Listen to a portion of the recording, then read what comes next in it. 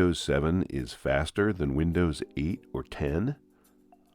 I've had several people ask me about why Audacity seems to be slower on Windows 8, 8.1, or 10 than it was on Windows 7. This led me to a couple of things I'd like to mention in this tip. First, the perception that Audacity is slower on later versions of Windows than on Windows 7 is not just perception.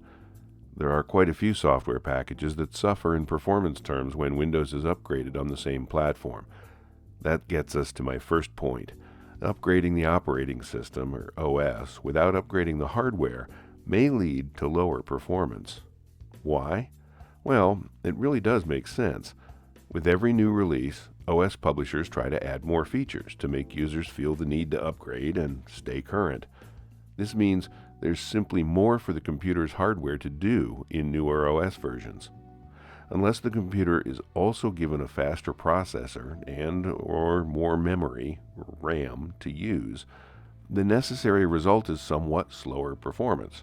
So, it's always a good idea to check out the hardware requirements before you even consider upgrading a computer's OS. And that's the second thing I want to mention.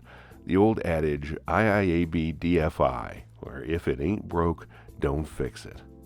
Audio production, especially in the voiceover world, is a prime example of an environment where you don't want to fiddle with success. If you have a recording setup that works, try to resist the urge to continually update it. Stick with what works. It'll save you loads of time, not to mention money. Trust me, I am completely with you if you feel the need to update all the time. I like nothing more than being up to date with software, and I have to remind myself all the time to resist the urge to update my recording setup just for the sake of updating. One of the things that makes resisting that urge easier is keeping my audio production computer for only that purpose. It's much easier to resist the upgrade imperative if you don't use your everyday for everything else computer as your audio production machine. That way you can keep your audio machine just the way you want and need it to be. Does that mean you should ignore all the new developments in technology? Not at all. When new technology arrives that can improve your workflow, you should always consider it and evaluate whether it's worth the disruption required to implement it. But upgrading for the sake of upgrading is not advised and is quite likely to disrupt your ability to deliver a project at exactly the time you need to be able to deliver.